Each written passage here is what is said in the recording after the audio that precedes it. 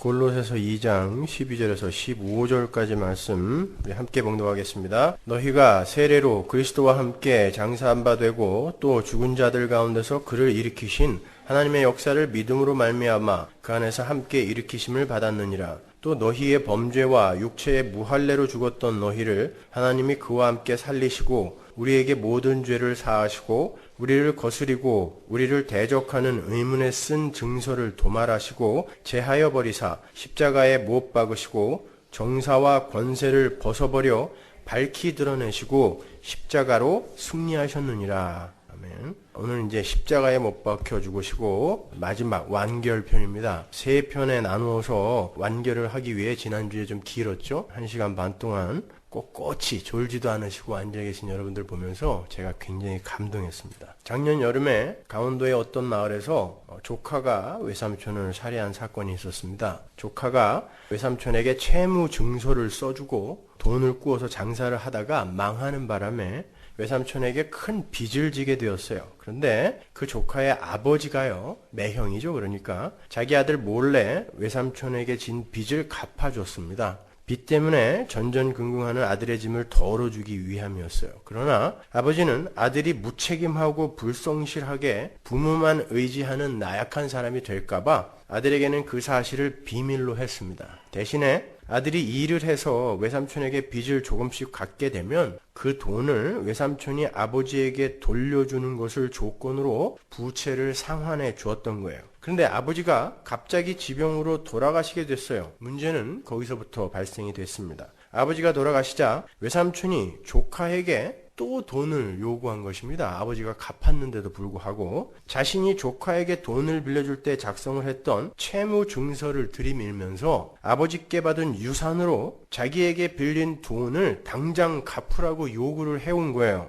그 외삼촌은 자기가 매형에게 돈을 받았다는 사실을 아무도 모를 줄 알았던 것입니다. 그런데 그 외삼촌의 누이였던 그 조카의 어머니는 자기 남편이 동생에게 빚을 모두 갚아주었다는 것을 알고 있었어요. 그 외삼촌의 누나였던 어머니가 아버지가 채무를 이미 다 갚았다는 것을 아들에게 이야기를 해줬고, 아들은 그러한 파렴치한 사기를 친 외삼촌에게 따지기 위해서 외삼촌 집으로 향했습니다. 그런데 외삼촌은 이미 그 채무 증서를 가지고 조카를 고소를 해놓은 상태였어요. 아버지는 아들의 빚을 갚으면서 채무 증서가 있다는 것을 모르고 그냥 돈만 가져다 줬던 거예요. 그래서 아들이 돈을 빌릴 때 작성한 채무 증서는 여전히 외삼촌 손에 남아 있었던 것입니다. 아버지가 대신 빚을 전부 다 갚은 건 사실이지만 채무 증서가 남아 있었기 때문에 아들은 현행법상 외삼촌에게 채무 상환의 의무를 이행해야 됐어요. 조카는 채무 증서를 들이밀면서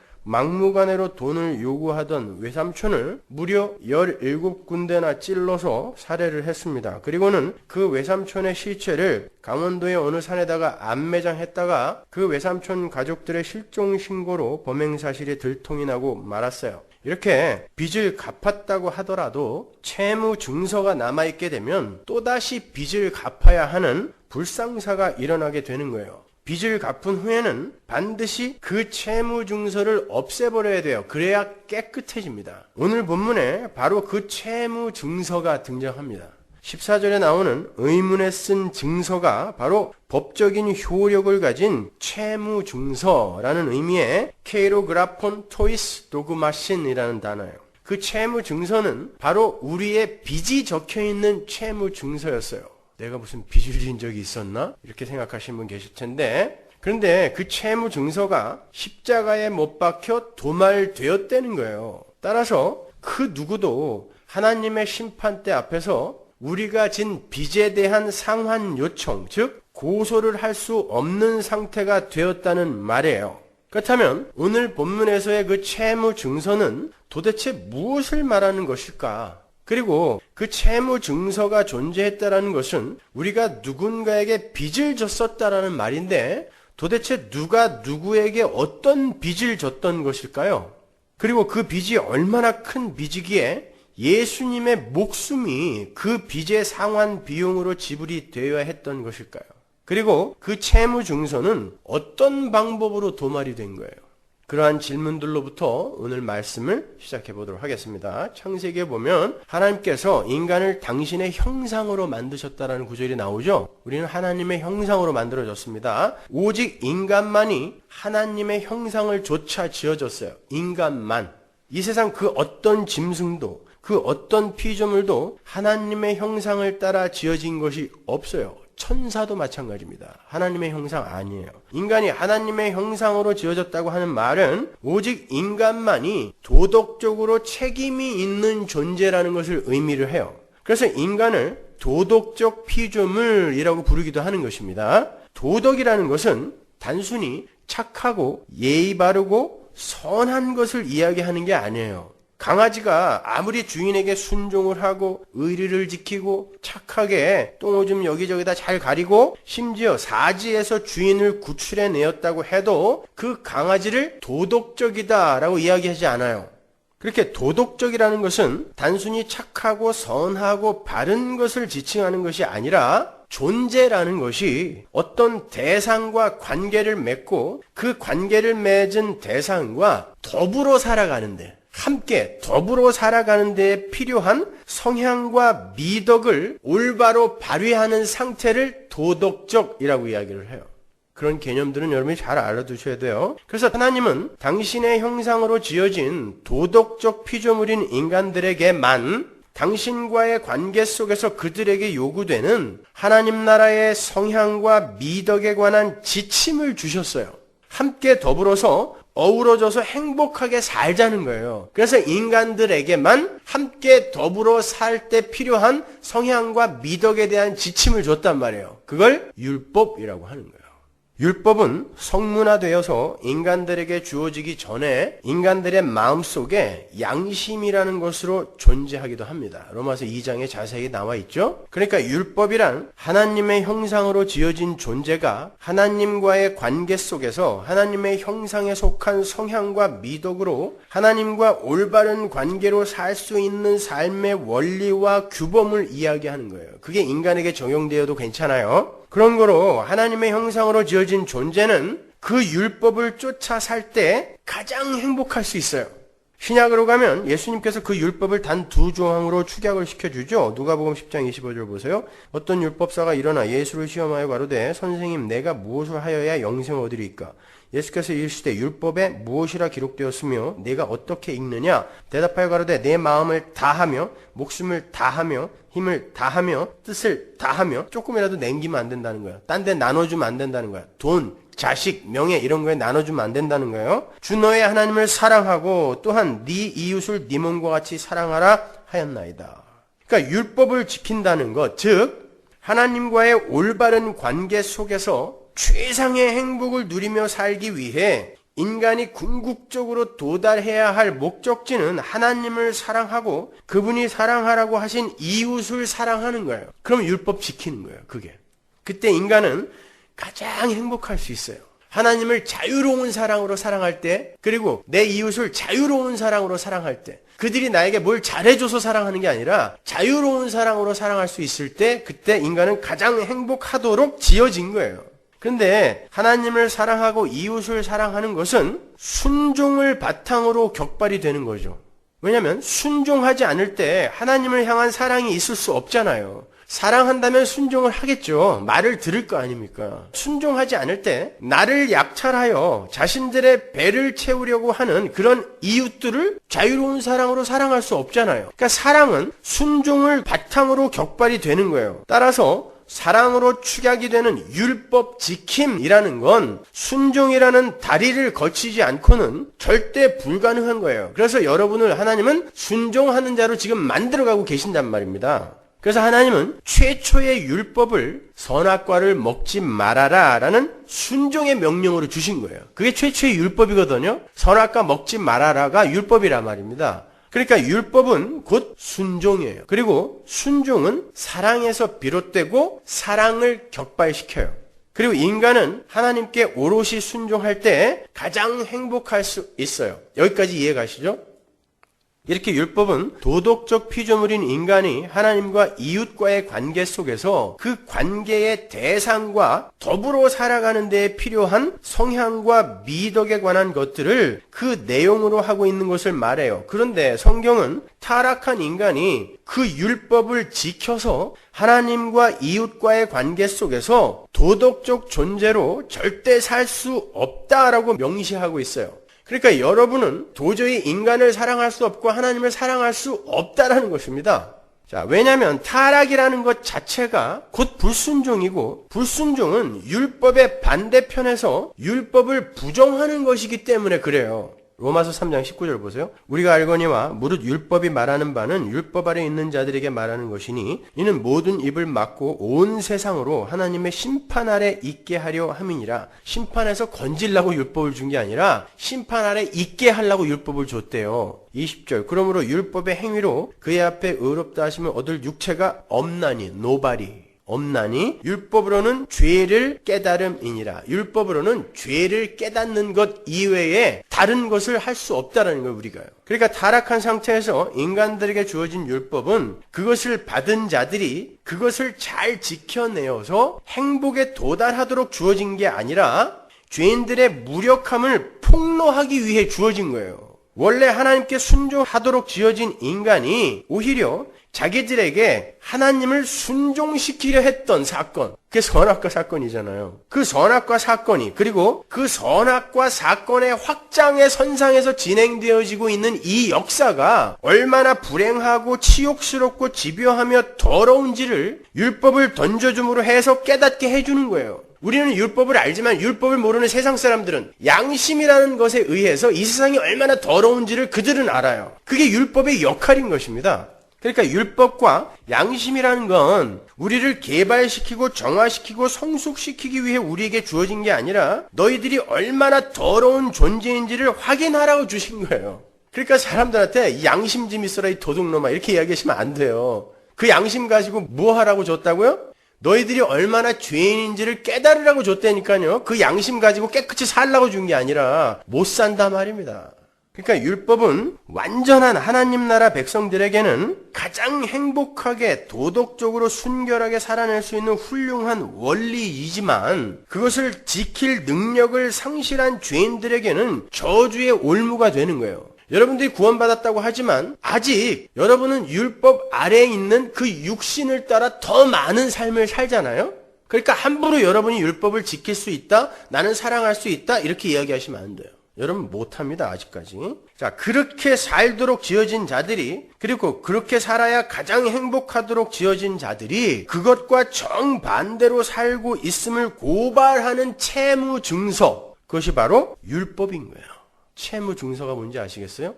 왜 하나님이 십자가에서 그 채무 증서, 율법을 도말했는가 잘 배우시란 말이에요. 그리고 우리가 하나님을 사랑하고 네 이웃을 사랑하라로 요약이 되는 하나님의 율법을 무시하고 나도 내 힘으로 하나님처럼 될 수 있다라는 마음으로 나 자신만을 사랑하고 나의 배만을 채우기 위해서 살아가면서 그 율법에 의해 우리의 죄인됨을 폭로당할 때요, 마귀가 마치 채권자처럼 채무 증서를 들이밀면서 우리를 참소하는 거예요. 고소하는 거예요. 너 이거 어겼지? 저거 어겼지? 이렇게 채무 증서, 율법을 들이민단 말이에요. 누가? 마귀가. 우리는 죄를 지을 때마다 하나님께 빚을 지는 거고요. 왜? 하나님의 형상으로 지어놨는데 그 하나님의 형상대로 살아야 되는 인간들이 죄를 짓는다는 건 하나님에게 빚을 지는 거예요. 그게 채무입니다. 우리는 빚을 지고 있는 거고 그게 죄라는 것을 드러내는 게 바로 율법인데 그 율법이라는 채무 증서를 마귀가 쓰더라는 것입니다. 오늘날 여러분에게도 마찬가지예요. 마귀가 여러분들에게 그 율법을 들고 그 좋은 율법을 들고 채무 증서로 들이밀어요. 빚 갚어. 그때 우리가 알고 있어야 하는 것이 바로 오늘 본문이에요. 다시 한번 본문 14절로 가보세요. 우리를 거스리고 우리를 대적하는 의문에 쓴 증서를 도말하시고, 이게 채무 증서예요. 의문에 쓴 증서를 도말하시고 제하여 버리사, 2번이나 반복해 쓰고 있어요. 없어졌다는 거예요. 없어졌다는 거예요. 그거는 십자가에 못 박아서 없애버렸다는 것입니다. 하나님은 그 율법이라는 채무 증서를 십자가로 도말해 버리셨다라고 반복하여 기록하고 있어요, 성경이. 그 말을 잘 이해해야 되는데 율법을 도말하셨다라는 것은 하나님 나라의 삶의 원리가 없어졌다라는 말이 아니에요. 그 말은 예수로 하여금 율법을 모두 완성케 해서 우리에게 전가시켜 줌으로 말미암아 더 이상 율법이 우리를 고소하지 못하게 하셨다는 말씀이에요. 그게 율법의 마침이 되신 예수라는 어구가 가진 진의입니다. 거기에서 자세히 알고 싶으신 분은 그런 기독교는 없습니다. 교회와 율법편을 잘 읽어보세요. 따라서 이제 마귀는 완전히 그 율법이 사라짐으로 말미암아 완전히 무장해제가 되어서 우리를 참수할 수 없게 되어버렸어요. 마귀는 십자가에서 하나님의 성도들을 참수할 무기를 완전히 빼앗겨 버렸습니다. 마귀의 유일한 무기가 그거였거든요. 성도를 향한 마귀의 유일한 무기가 그거였단 말입니다. 근데 하나님이 그걸 없애버리셨어요. 고린도전서 15장 55절 보세요. 사망아 너의 이기는 것이 어디 있느냐? 사망아 너의 쏘는 것이 어디 있느냐? 쏘는 것이란 단어는 독침이란 단어예요. 독침.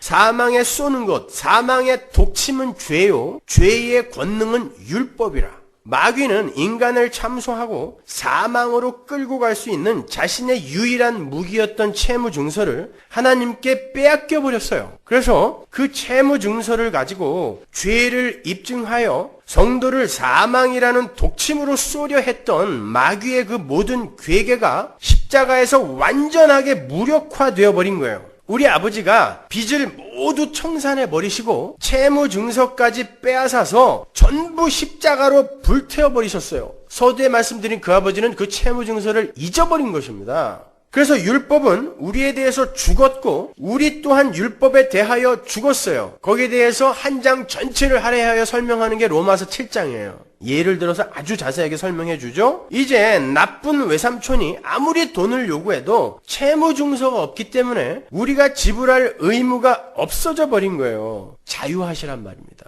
여러분은 어떤 빚도 없어요. 너무 자책하지 마세요. 따라서 여러분이 지금도 율법에 얽매여서 성도는 안식일을 꼭 지켜야 한다느니, 절기를 지켜야 한다느니, 주일 성수를 꼭 해야 한다느니, 선교를, 봉사를, 구제를 해야 하나님이 기뻐하신다느니, 착하게 살지 않으면 구원이 취소될 수도 있다느니, 그런 가르침에 불안해하고 초조해하고 두려워하면 안 되는 거예요. 그들을 율법주의자라고 이야기하는 거예요. 율법주의자. 그렇다고 교회 함부로 막 빼먹고 놀러가고 그러는 얘기는 아니에요. 아예 채무 증서가 없어져 버렸어요. 그래서 그 누구도 그 어떤 것으로도 여러분을 고소할 수 없어요. 유영철처럼 여러분이 사람을 20 몇 명을 죽였어도 사단이 고소를 할 채무 증서를 빼앗겨 버렸단 말입니다. 그래서 여러분은 무죄예요. 무죄. 여러분을 죄인으로 규정할 모든 판단 근거가 여러분에 대하여 죽었어요.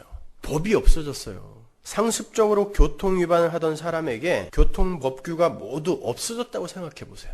그는 여전히 교통 위반을 하고 있는데 법이 없어져서 그를 범법자로 고소할 수가 없어요. 그렇잖아요? 바로 그러한 원리인 거예요. 여러분을 향해 채무 증서로 준비되어 있던 율법이 십자가에서 죽어버렸기 때문에 이제 여러분은 제사를 지내지 않아도 되고 안식일을 지키지 않아도 되고 할례를 받지 않아도 되며 도둑질을 해도 돼요. 원리상으로는.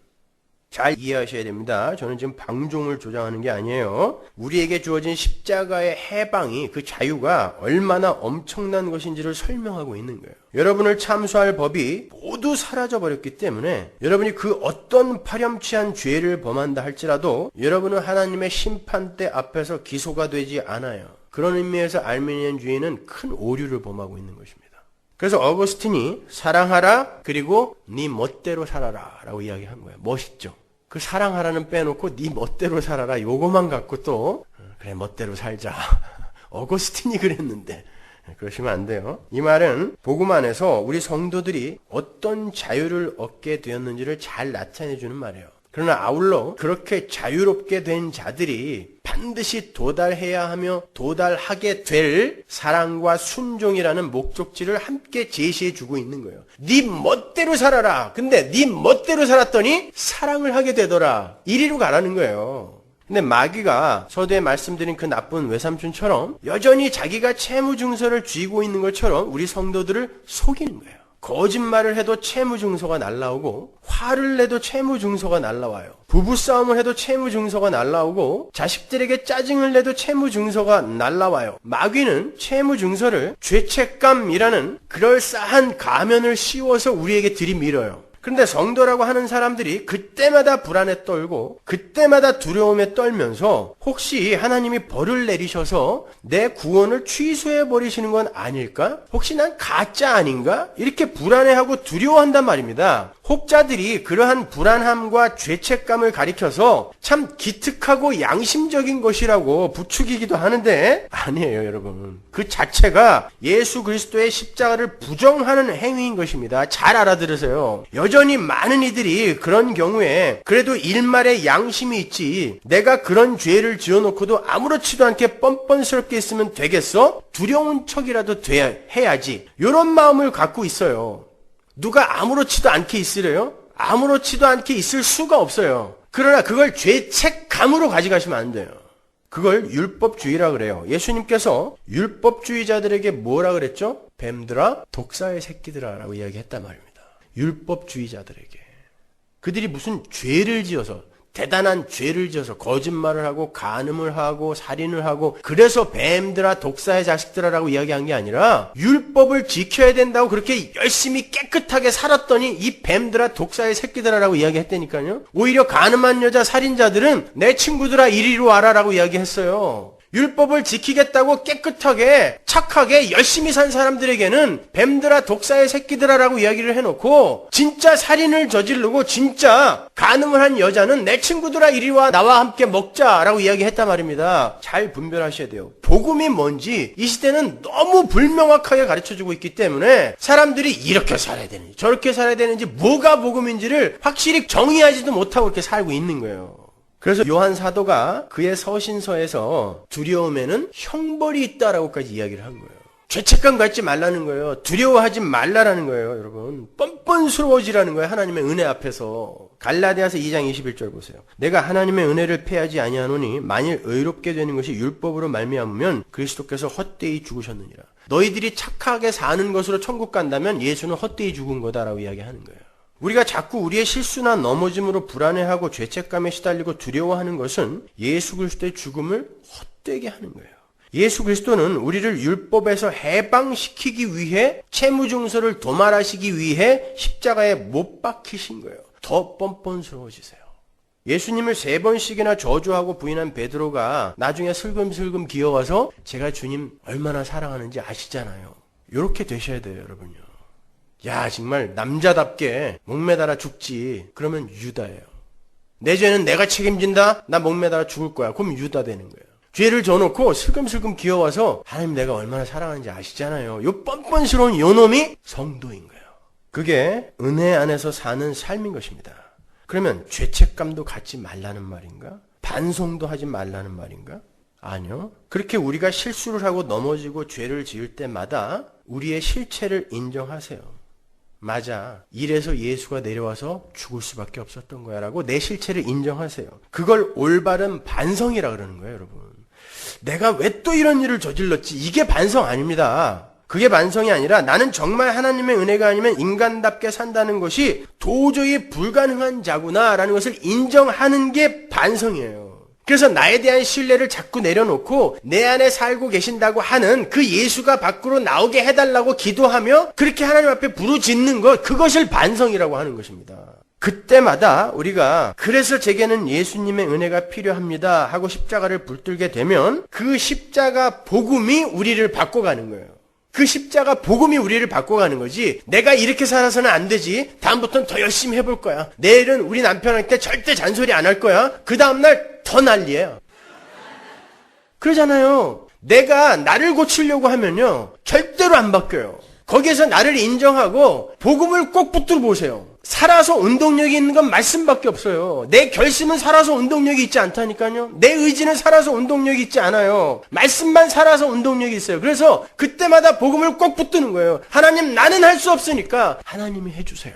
그때 말씀이 비로소 움직이기 시작하네요. 여러분의 몸 안에서. 내가 불안해하고 내가 죄책감을 갖고 내가 두려워하는 것으로 절대 우리의 행위가 변하지 않아요. 그래서 우울한 거예요, 여러분들이요. 예수를 믿고도 그래서 우울한 거예요. 내가 해보려고 하는데 안 되니까. 그게 인본주의에서 나온 우울함이라니까요. 하나님이 하시게 문을 열어드려야 돼요. 그게 자기 부인입니다. 문을 여는 행위가. 그런데 계속해서 그렇게 하다 보면 죄에 대해서 너무 관대해지고 무감각해지면 어떡하나. 걱정하지 마세요. 우리에게는 살아있고 운동력이 있는 하나님의 말씀이 계속해서 떨어지기 때문에 절대 거기에 둔감하게 살 수가 없어요. 그냥 그러고 나가서 지 맘대로 살면 그걸로 끝이지만 여러분은 그러면서 계속 말씀 앞에 노출되게 되어 있단 말입니다. 그래서 여러분은 절대 거기에서 머물러 있을 수가 없어요. 나중엔 어떻게 되냐면 교통법규가 없어졌는데 야 이제는 스탑사인 이런 거 다 필요 없지 막 다녀야지 다녀보니까 여기 바치고 저기 바치고 야 교통법규 없다고 막 살다가 큰일 나겠구나. 지 스스로 지킬 수 있게끔 하나님이 만들어주세요. 법은 없어졌어요. 여러분을 기소할 수 있는 법은 없어졌는데 이제 그때부터 하나님이 자발적인 순종을 내어놓는 내 자식으로 만들어 가신다니까요. 뭘 통해서? 말씀을 통해서. 여러분 그게 바로 복음인 거예요, 여러분. 여러분이 죄를 지을 때마다 죄책감에 시달리다 보면 마귀가 내밀어버린 그 가짜 채무 증서에 속아서 아버지가 갚아버린 빚을 자기가 또 갚는 바보 같은 짓을 하는 거예요. 그래서 그 죄책감을 상쇄시키기 위해서 무리하게 빚내서 헌금도 하고 무리하게 단기 선교도 가고 남들은 안 갔는데 나는 갔다 왔거든요. 무리하게 새벽 기도도 나와요. 그게 여러분 빚을 갚는 건 줄 아세요? 여러분 그게 율법주의라는 것입니다. 그런 거 하지 말라는 거 아니에요. 만약에 여러분이 하나님께 뭘 잘 보이기 위해서 그런 짓을 한다면 여러분은 그렇게 죽어라고 집 팔아서 헌금하고 지옥 가는 거예요. 그건 복음 아니잖아요. 그건 짐이잖아요. 짐. 우리 아버지가 빚 다 갚아버리고 채무 증서까지 찢어 발겨버렸다니까. 태워버렸어요. 십자가에 박아가지고. 그래서 그 어떤 것도 여러분을 참소할 수 없어요. 그때 진짜예요? 야 어떻게 이런 파렴치한 인간을 그렇게 용서해 주셨지라는 그 감사가 격발되고 그 감사가 쌓이고 쌓이면 나에게 그렇게 감사하게 해주신 이에 대한 보답을 하고 싶어지게 되는 거예요. 내가. 그게 자연스러운 성숙이며 변화인 것이지 이걸 하라 하지 말라의 명령을 여러분이 짐으로 갖고 계시면 안 됩니다. 여러분은 자유예요. 다시 한번 말씀드립니다. 자신의 무력함과 불가능함이 폭로된 현장에서 면목없어하고 불안해하고 두려워하는 것이 양심 있는 성도의 모습 아니에요. 두려움에는 형벌이 있어요. 자신의 죄가 폭로되었음에도 불구하고 뻔뻔스럽게 예수님의 십자가를 붙드는 이가 진짜 성도예요. 제가 그래서 가끔 말씀드리잖아요. 내가 진짜 성도인지 아닌지 판별하는 방법. 3개월 동안 성경도 보지 말고 기도도 하지 말고 교회도 오지 말아봐라. 그럼에도 불구하고 하나님은 나의 아버지예요 라는 확신이 있으면 그 사람은 성도예요. 근데 교회 하루 빠지고 야 어디 하늘에서 혹시 돌이 떨어지지 않을까? 자동차 사고가 나지 않을까? 불안해하고 있다면 그 사람은 율법주의자입니다. 이렇게 얘기하면 꼭 헌금이 떨어지고 출석률이 떨어지는데 여러분을 믿고 말씀드리는 거예요. 여러분 그 상황에서 감사하세요. 그러다 보면 그 감사가 여러분을 어떻게 바꾸어내는지 여러분이 경험해요. 그리고 그 경험을 많이 하면 할수록 그게 너무 좋아서 자주 그 삶을 살고 싶어 하게 되어 있어요. 거기서 우리가 변하는 것입니다. 그리고 그렇게 되기 위해 꼭 필요한 것이 하나님의 말씀에 대한 열정과 기도예요. 그렇지 않고는 절대 뻔뻔스러운 믿음의 생활을 영위할 수가 없어요. 말씀과 기도를 소홀히 하고 경홀히 하고. 그러면 이제 우리가 진짜 율법주의자인가 아닌가를 한번 진단해 보겠습니다. 제가 몇 가지 질문을 드릴 테니까 여러분은 과연 독사의 자식들이라고 불렸던 율법주의자에서 벗어나 있는지 아닌지 한번 진단해 보세요. 율법주의자는 절대 구원 못 받습니다. 정신 똑바로 차리고 한번 대답해 보세요. 첫 번째로 여러분은 구약의 율법의 조항 어느 하나에라도 여전히 묶여서 그것으로 불안해하고 고민하고 계십니까? 대부분 여기에는 아니요 라고 대답할 수 있어요. 그죠? 고표. 그럼 두 번째로 여러분은 여러분의 구원과 하나님 나라의 완성에 여러분의 공로가 단 1%라도 기여를 한다고 생각하세요?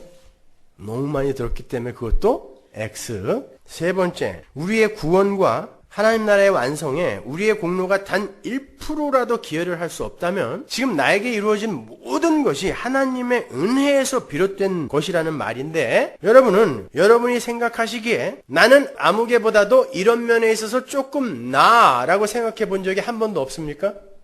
많죠. 근데 여러분이 율법주의자가 아니란 말이에요. 내 생각에는 나는 저 사람보다는 조금 더 착한 것 같아. 나는 저 사람보다 신앙생활을 더 열심히 하고 있어. 나는 저 사람보다는 성경을 더 많이 알아. 나는 저 사람보다는 훨씬 도덕적이야. 훨씬 더 깨끗해. 이런 생각 안 해보셨냔 말이에요. 우리가 그러한 생각에 잡혀있을 때에 우리는 그 순간 율법주의자 독사의 새끼가 되는 것입니다. 그 순간에. 나의 나됨이 모두 하나님의 은혜로 된 것인데 어떻게 내가 나를 주장해요? 은혜로 된 거라면서요. 내가 나의 나됨에 요만큼이라도 기여했다라고 믿고 있으니까 그게 자랑스러운 거 아닙니까? 그걸 율법주의자라고 한다니까요. 걸렸어요. 여러분과 제가 더 당황스러워해야 할 질문은 네 번째 질문이에요. 여러분은 여러분에게 해코지를 한 사람을 그게 어떠한 것이라 할지라도 용서를 할 준비가 되어 있어요? 어렵죠. 용서와 율법주의가 무슨 상관이 있는가? 마태복음 18장 21절 이하에 보면 용서에 관한 비유가 하나 나오죠. 베드로가 예수님께 물어요. 선생님, 형제가 내게 죄를 범하면 몇 번이나 용서를 해줘야 됩니까? 당시에 랍비들은요, 3번이 맥시멈이다라고 가르쳐줬어요. 3번까지는 용서해줘라. 베드로가 저는 그거의 2배에다가 하나 더한 거 7번 용서해 줄 수 있어요 라고 잘난 척 하려고 예수님한테 7번쯤이면 됩니까? 라고 물은 거예요. 그때 예수님이 7번씩 70번. 그 어구는 사실 개혁 성경이 조금 오보해서 번역을 한 건데 그 단어는 헵토메콘타키스라는 단어 70이라는 단어와 헵타 7이라는 그 단어가 그냥 이렇게 붙어있는 단어인데 70번씩 7 이렇게 곱하기로 그냥 해석을 하는 바람에 490번 이렇게 이야기를 한 사람들이 있는데 490이어도 되고 77이어도 돼요. 그 어구는 7이라는 숫자를 들이대면서 이 정도면 되겠죠? 하고 한 베드로의 질문에 거기에 10을 곱한 숫자인 70이라는 숫자로 응대를 하심으로 그것과는 비교도 할 수 없을 만큼 그러니까 끝없이 용서를 해주라 라는 예수님의 강조 어법이었던 거예요. 그리고는 1만 달란트 빚진 자와 100데나리온 빚진 자를 등장시켜서 용서에 관한 이야기를 해주시죠. 1만 달란트는 지금 돈으로 따지면 약 1조 8천억 원 정도가 되는 돈이에요. 어떤 개인이 그것도 고대 시대에 그만한 돈을 빚을 진다는 것은 말이 안 되는 거예요. 당시 유대인들이 유대민족 전체가 로마에 냈던 1년 세금이 800달란트였어요. 근데 1만 달란트는 얼마나 큰 돈이에요. 한 나라 전체의 세금이 800달란트였다니까요. 근데 1만 달란트를 빚졌대요. 그 1만 달란트 빚진 자는 바로 우리 죄인들을 대표하는 자예요. 너희들이 그렇게 빚진 자라는 것입니다. 하나님 앞에 불순종함으로 해서 도저히 갚을 수 없는 큰 부채를 져서 율법이라는 그 채무 증서를 가지고 영원한 감옥에서 그 대가를 치러야 하는 구원받기 전에 죄인들의 실존이 바로 1만 달란트 빚진 자인 거예요. 그 빚을 다 갚기 위해서 어떤 대가가 치러져야 하는지 마태복음으로 가서 한번 직접 보자고요. 18장 25절. 갚을 것이 없는지라 주인이 명하여 그 몸과 처와 자식들과 모든 소유를 다 팔아서 갚게 하라 한데 그 종이 엎드려 절하며 가로되 내게 참으소서 다 갚으리다 하고는 이놈 보세요. 다 갚을 테니까 걱정하지 마세요라고 이야기하고 있어요. 자신의 몸과 아내와 자식들과 모든 소유를 다 팔아도 못 갚는 게 죄의 부채라는 걸 보여주는 거예요, 여기에서. 근데 그 빚진 자가 주인한테 참으소서 갚으리이다 그래요. 그게 부정과거 명령형이거든요. 한 번만 기회를 주면 내가 다 갚을 테니까 걱정하지 마라고 이야기하고 있어요. 이게 율법주의인 것입니다. 갚을 테니까 걱정하지 마. 여러분, 1만 달란트는 노동자가 20만 년을 매일같이 일해서 한 푼도 안 써야 그 돈을 모을 수 있어요. 20만 년. 근데 그 빚을 어떻게 갚겠다고 갚을 테니까 걱정하지 말라니까요 이러고 있냐고요. 빚진 자는 그 앞에서 제발 살려만 주세요. 제발 살려만 주세요. 그리로 내려가야 되는 것입니다. 그게 율법 앞에서의 죄인들의 실존인 거예요. 제발 살려만 주세요. 갚긴 뭘 갚아요? 여러분이 헌금 많이 한다고 하나님의 은혜에 뭔가 보답을 할 수 있다고 생각하세요? 교회에서 봉사 많이 한다고 하나님의 은혜에 뭔가 갚을 수 있다고 생각하세요? 선교 많이 한다고, 구제 많이 한다고 여러분이 하나님께 그 빚을 갚을 수 있다고 생각하십니까? 아닙니다, 여러분. 그런데 유대인들이 어떻게 했어요? 나 제사 지내고 율법 지키는 것으로 한번 갚아볼게 라고 나선 거예요. 그들에게 한 말입니다. 우리에게 하는 이야기예요. 또 니들이 뭘 갚어? 뭘 할 수 있다는 거야? 물어보는 거예요. 주인이 그러한 자를 불쌍히 여겨서 은혜로 그 빚을 전부 탕감해 줬어요. 그냥 은혜로. 그걸 구원이라고 해요. 1조 8천억의 빚을 그냥 은혜로 없던 걸로 해. 그래 버렸습니다. 그게 구원이에요. 근데 그 1만 달란트 탕감받은 자가 집으로 돌아가는 길에 100데나리온 빚진 자를 만났어요. 그랬더니 갑자기 목을 조르고요. 감옥에다가 쳐넣어버렸어요. 100데나리온은 1만 달란트의 60만 분의 1이에요. 60만 분의 1. 마태복음 18장 28절 보세요. 그 종이 나가서 제게 100데나리온 빚진 동관 하나를 만나 붙들어 목을 잡고 가로되 빚을 갚으라 하며, 여기서 목을 잡다, 푸니고라는 단어는 마가복음 5장에서 2,000마리의 돼지떼가 물에 들어가서 몰살당할 때 썼던 그 단어거든요. 푸니고. 죽기 직전까지 목을 졸랐다는 것입니다. 이게 구원을 받았다고 하면서도 이 세상의 손해에 대해서는 요만큼도 손해를 보려고 하지 않는 우리들의 모습인 거예요. 하나님이 1만 달란트 빚을 탕감해 줬는데 구원을 줬더니 자기에게 요만큼 손해 끼친 자를 목을 졸라서 거의 죽이더라는 거예요. 돼지떼처럼. 푸니고. 목 졸르다가 감옥에다가 확 갖다 쳐넣었어요. 그때 주인이 저는 봐라 1만 달란트 탕감해 줬더니 100데나리온 빚진 자를 목을 저렇게 졸르고 감옥에다 갖다 쳐넣었어? 쟤 데리고 와. 감옥에다 놓고 그 빚 다 갚을 때까지 너 여기 있어? 라고 이야기했어요. 20만 년 일해서 갚아야 되는 그 돈을 감옥에서 갚아라 라고 이야기했어요. 영원히 지옥에서 불타올라라 라고 이야기하는 거예요. 너무나 값비싼 것이라서 이 세상 그 어떤 것으로도 갚을 길이 없어서 값없이 줄 수밖에 없었던 1만 달란트짜리 구원. 값없이 준다니까 너무 싼 구원이라고 생각하는 사람들이 있어요. 이 세상을 다 합해서 하나님 앞에 내놓아도 여러분 한 사람의 구원의 값이 안 된다는 뜻이에요. 그래서 값없이 줄 수밖에 없었던 거지. 그게 무슨 값어치가 없는 것이라서 값없이 준 거 아닙니다, 여러분. 그 1만 달란트짜리 구원 앞에서 그 영생이라는 은혜의 선물을 받은 이들이 100데나리온에 불과한 이 세상의 손해의 일희일비하는 게 얼마나 어처구니 없는 일인가를 경각시켜주는 비유인 거예요, 이것이요.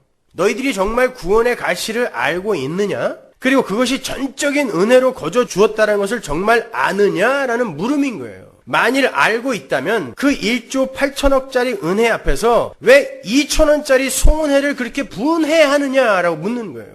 100데나리온 2천원. 이 비유는 용서 안 하면 구원을 취소해버리겠다는 협박이 아니라 구원의 가치를 좀 깨달아 알아서 큰 안목으로 큰 사람으로 살아라 라는 뜻이에요.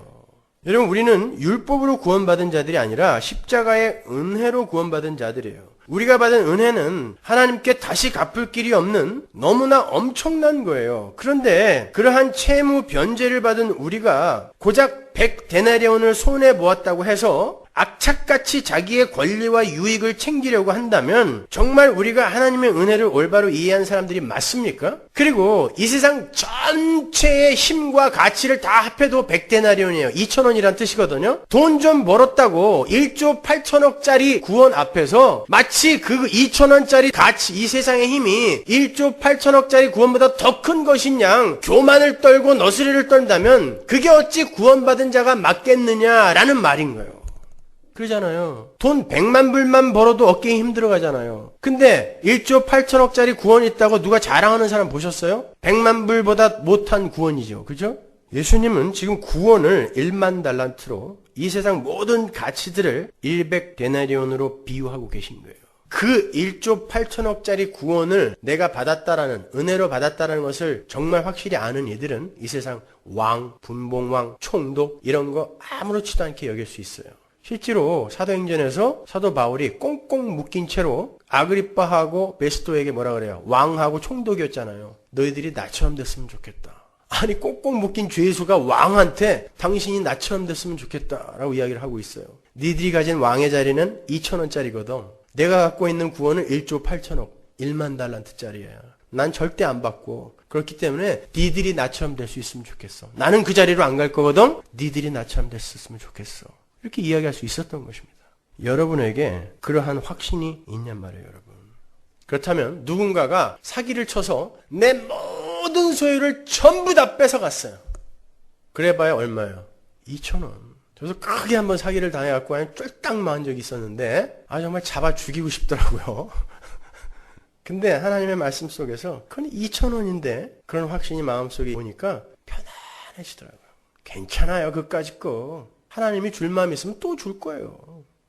그래서 자기에게 그 많은 손해를 끼친 사람들을 우리 신앙의 선배들이 용서할 수 있었던 거예요. 2,000원이니까. 손양원 목사님 아들 둘 뺏어간 그 빨치산 안재선이죠, 그 사람.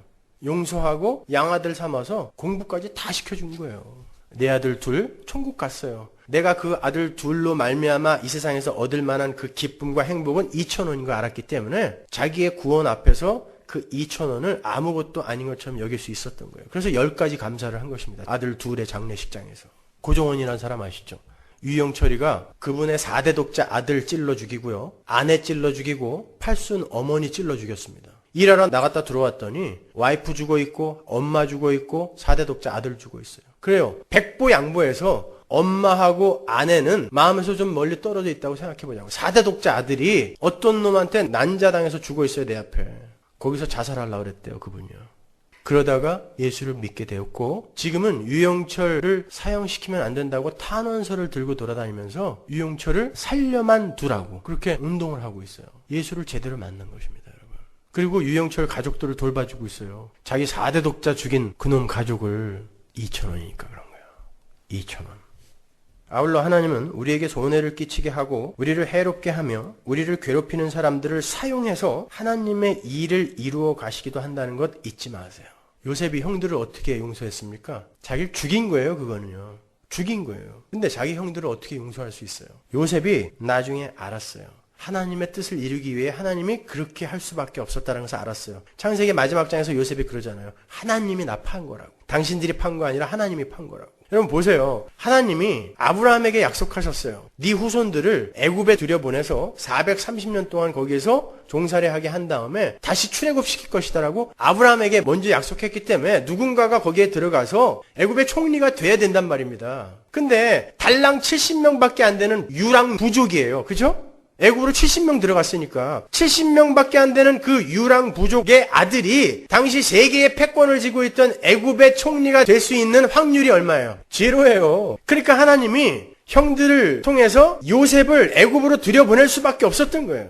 요셉이 그걸 알았기 때문에 야, 형들이 하나님의 그 엄청난 계획 속에서 하나님에게 사용된 이들이구나. 그러니까 오히려 불쌍한 존재들이기 때문에 그 자식들까지 내가 다 돌볼 테니까 걱정하지 마세요라고 이야기한 거예요. 여러분에게 해코지한 사람들이 그렇게 여러분의 인생에서 쓰여질 수 있어요. 근데 중요한 건 그렇게 쓰여지기만 하고 지옥에 갈 인간들이 있단 말입니다. 그래서 오히려 그들을 향해 기도를 해주는 이들이 생기는 거예요. 너는 나를 이렇게 하나님의 백성으로 완성하기 위해서 이렇게 인생 채찍 사람 막대기로 쓰이는데 나한테 사기도 치고 나를 못 살게 구기도 하고 쓰이는데 너 이렇게 쓰임만 받다가 지옥 가면 어떡하니? 안타깝다라고 오히려 기도를 해줄 수 있게 되는 거예요. 하나님의 말씀은 여러분을 그 자리까지 끌고 간단 말입니다. 그게 하나님의 능력인 거예요, 여러분. 저 지난 금요일에 몇 주 전에 프리웨이에서 기적적으로 만났던 그 집사님이 사업을 정리하시고 한국으로 돌아가시게 되었다고 하면서 찾아오셨어요. 그분은 자기 집안뿐 아니라 처갓집 전체를 빚쟁이로 만들면서 사업을 벌였다가 쫄딱 망하신 분이에요. 그분은 가게를 인수할 때부터 사기를 당해서 매상이 반도 안 되더래요. 인수할 때부터 사기를 당해서 1년 반 만에 몽땅 잃고서 자살을 생각하고 있던 분이에요. 그때 어떤 분이 우리 교회 설교 CD를 갖다 줬고 그 와중에 그걸 들었어요. 너무 절박하니까 죽기 전에 지푸라기라도 잡는다는 심정으로 들었어요. 그걸 듣고 복음이 이런 거라면 내가 지금 손해본 게 아니구나. 내가 지금 잃은 게 없는 거구나. 거기까지 미치게 되었다는 것입니다. 그리고는 집에 가면서 우리 교회 사도신경 강해를 계속 듣고 가다가 4시간 동안 프리웨이에서 내리질 못하고 갔다가 다시 왔다가 하다가 야, 정말 떠나기 전에 이분을 한 번만 꼭 보고 싶다 그랬는데 그분이 제 앞에서 사고가 난 거예요. 비 처음 온 날 새벽기도 나오는데 그래서 제가 문 열고 괜찮으세요? 얘기를 했더니 제 설교가 나오고 있어요. 제 목소리를 딱 듣자마자 지금 4시간 동안 듣고 왔잖아요, 제 목소리를. 혹시 김성수 목사님 이러는 거예요, 저한테. 야, 정말 그 사람이요, 차에서 내려서 하나님은 살아계셔, 하나님은 살아계셔 30분을 왔다 갔다 하는 거예요. 왔다 갔다. 그분이 그렇게 하나님을 알게 되니까요. 여태까지 자기가 자기 인생에 일어났던 나는 이런 일 때문에 자살을 해야 돼 라고 생각했던 그 사건들이 전부 하나님의 은혜로 다시 확 바뀌어서 보이더라는 거예요. 나는 이것 때문에 죽으려고 했는데 이것이 나를 예수 믿게 하는 도구로 쓰인 거구나 라고 이게 뒤집어서 보이더라는 것입니다. 내가 망하지 않았으면 나는 여전히 나를 신뢰했을 것이고, 내가 망하지 않았으면 내가 누구 설교 CD를 들었겠느냐. 내 가족들이, 사랑하는 아내까지도 돈 때문에 나를 다 떠난 걸 보고 진짜 사랑은 하나님과 하나님의 백성들에게부터만 나오는 거구나를 알았대요. 그리고 자기가 망하지 않았으면 어떻게 여태까지 승승장구 나이 40에 200억까지 벌어본 사람이 어떻게 예수 그리스도의 복음 앞에 무릎 꿇고 잘못했습니다 빌 수 있었겠냐는 거예요. 내가 망하지 않았으면 하나님의 말씀을 의지하여 매일 이렇게 열심히 기도했을까? 그래서 자기를 버리고 떠나간, 자기가 망했다고 떠나간 와이프, 자기를 무시하는 자식들, 자기에게 사기쳤던 그 사기범 다 감사하더라는 거예요. 나에게 이제 1조 8천억짜리 복음이 왔거든요. 그 일을 통해서 내가 복음을 알게 됐다라는 것입니다. 그러니까 그분들이 다 용서되더라는 거예요. 그래서 다 잊고 한국으로 가겠다는 것입니다. 그거예요, 여러분. 1만 달란트를 내가 갖고 있는데 2,000원이 나에게 뭐 그렇게 대수입니까? 그래서 용서하는 거예요. 여러분은 율법주의자입니까? 아니면 은혜로 구원받은 분들입니까? 은혜로 구원받았죠. 그러면 전부 1조 8천원씩 갖고 있는 거예요, 지금. 그리고 여러분에게 해를 끼친 사람들이 여러분에게 준 그 해악을 다 합해봐야 2,000원이에요. 2,000원. 자식 새끼가 속속이세요? 2,000원 손해본 거예요. 망하셨어요? 2,000원 손해본 거예요.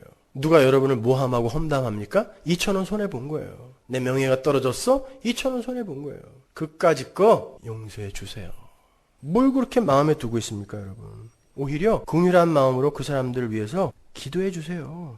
그리고 그때마다 하늘을 보세요. 제발 큰 안목으로 하늘을 보세요. 스데반이 어떻게 자기를 돌로 때려 죽이는 사람들을 용서할 수 있었습니까? 어떻게 그들을 위해서 기도를 해주면서 죽었죠? 하늘을 봤어요. 하늘을 봤더니 하나님과 예수님이 자기를 내려다보고 있어요. 하나님 나라가 보였다는 거예요. 천국이 보였다는 거예요. 그러니까 평소에 내가 너무나 가고 싶었던 천국이 지금 바로 저기서 날 기다리고 있어요. 근데 사도 바울처럼 하나님이 나를 불러가지 않았기 때문에 나는 여기에 억지로 있었던 거거든요. 근데 하나님 나라를 내가 보고 있는데 어떤 놈들이 와갖고 나를 짱돌로 계속 찍고 있어요. 한번 찍을 때마다 나는 하나님 나라로 가는 것입니다. 그가 그걸 아는 거예요. 그래서 그들을 고마움으로 보았던 것입니다. 그들의 짱돌을. 우리가 하나님 나라를 모르고 하나님 나라를 전혀 가고 싶어 하지 않기 때문에 여러분을 찍는 사람, 여러분을 손해보게 만드는 사람들을 죽이고 싶은 거예요.